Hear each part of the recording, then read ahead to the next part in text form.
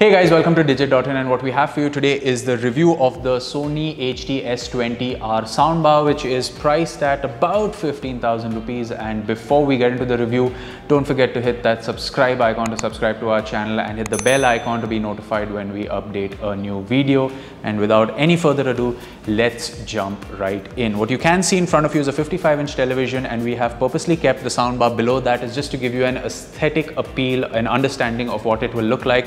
You get two satellite speakers and a subwoofer in the box, and like I said, for aesthetic reasons we haven't kept the subwoofer on the table. The satellite speakers are meant to go at ear level where you are sitting, so if it's a sofa you might want to wall mount it facing you for the best possible experience. Now Sony is positioning the soundbar as one that is ideal for your 32 or 40-inch television, which is why it might look a little small under a 55-inch TV. So if you're someone that has a smaller television and is looking for a home theater solution, you might look at this one, because yes, there are a lot of soundbars available in the market in the 15,000 rupee price range, but they may be a little overwhelming when kept next to a 32-inch TV.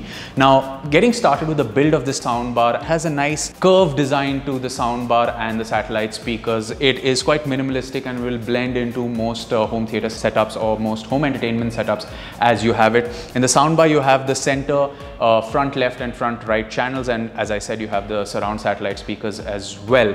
The overall build and construction of this home theater is actually quite nice considering its price. It is plastic, but when you touch it, you know it's plastic, but it has this nice brushed finish on the top, which actually gives it a slightly premium feel.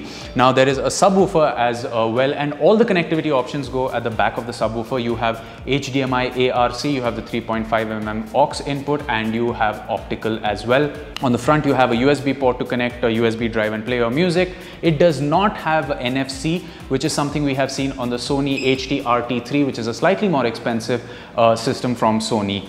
Similar kind of setup. So the connectivity options are fine. There is no HDMI pass-through, and honestly at this price for this setup you really don't expect it, but it would have been nice, because if you will use ARC you lose out on one HDMI port on your TV. Another thing to note is that this is a wired system, so each of the speakers, the center channel, the left and right, which is built into this one soundbar, has connectivity options at the back, and the satellite speakers as well. Each of them is color coded, and you got to put that respective color coded cable at the back of the subwoofer, so it's easy for you to set up at home. Just remember that you will have to do some cable management. Now we kept the satellite speakers about 6 to 8 feet away from the television, facing the center seating position, and we could do relatively good cable management, routed through the side of the wall, routed under a carpet. So the cables are ample long, something you really don't need to worry about.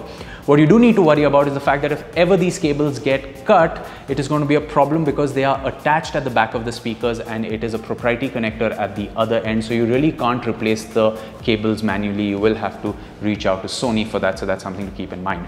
Let's move over to performance now. We did test this in 3 different scenarios. We played some movies, we played some games, and we played some music. One thing to note about this soundbar is the fact that the sound, things like vocals and other effects, come from all the speakers. So if a helicopter is flying across the screen in front of you, you will not only get that effect from the left to right from the front, but from the surround speakers as well. And there's a good reason for this, is because the soundbar is so small.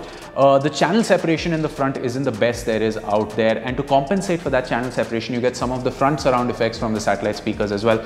If you have a YouTube video that shows you the separation of different channels and you play something like that, we can't of course for copyright reasons, so I'm just going to explain that to you, is that when you play such videos, you will notice that even though the effect is supposed to come from the front left speaker, the surround left speaker gives you the same effect, and that's just to enhance the channel separation. It's something we've seen from soundbar home theater setups at the entry-level price point in the past. It's something that we're okay with considering the price and the performance you are getting, but it's in gaming where this kind of becomes a little different, because in a game like Uncharted 4 on the PS4, you can actually manually choose a home theater, and this simulation from the other speakers kind of goes to a stop, and you actually get the effect as it's supposed to be. But when you play movies and music natively, you do get that actual voice coming from everywhere and music coming from everywhere. Some of you may appreciate it, getting that, oh, all my speakers are working. Some of you may not, because that's not exactly how high-end or a mid-range home theater works. Each channel has its own sound. Whether you like that or not is definitely up to you. Some people like it, some people don't. When it comes to the performance for movies and gaming, we actually enjoyed this home theater. We saw a bunch of movies and played a bunch of games, and it was all an absolutely immersive experience. However, it's in music, and if you are a hardcore music lover, you may not appreciate the output from these speakers because you would like a simple stereo output. We have a pair of Mackie's, the CR5 BTs, which are also priced at 15,000 rupees. But remember, those are dedicated studio monitors. They don't come with ARC or a remote control or other fancy features that the home theater comes with. But for music performance, for pure music love, those seem to be a better option. But if you are at an entry-level price point, know that for 15,000 rupees, you get a simple soundbar without surround sound speakers.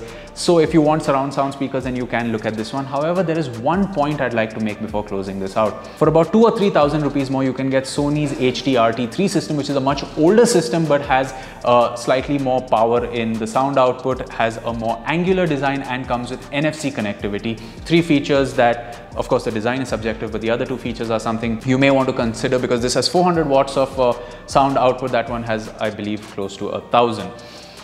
So if you want more power, NFC, and a slightly angular design, you may want to consider the HT3, which is an older system. But if there's something new that you want, it's this. You can't even say that this comes with ARC, so that's a reason to consider it. ARC at this price point is not something that we've seen, so that's not something to even think about.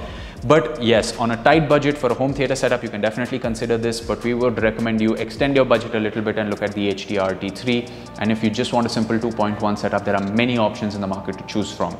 So there you have it, guys. That was our review of the Sony HT S20R, Sony's out-of-the-box soundbar home theater solution. Like we've said before, if you want more information about these products, you can always subscribe to our channel, hit that bell icon so you know when we upload a new video. If you have any questions about this home theater system, you can let us know in the comment section below. We will do our best to answer them. We also have a video about unboxing this setup and setting it up with a TV using ARC. You can go check that out as well. This is me, Samir, signing off for now. We will catch you in another video.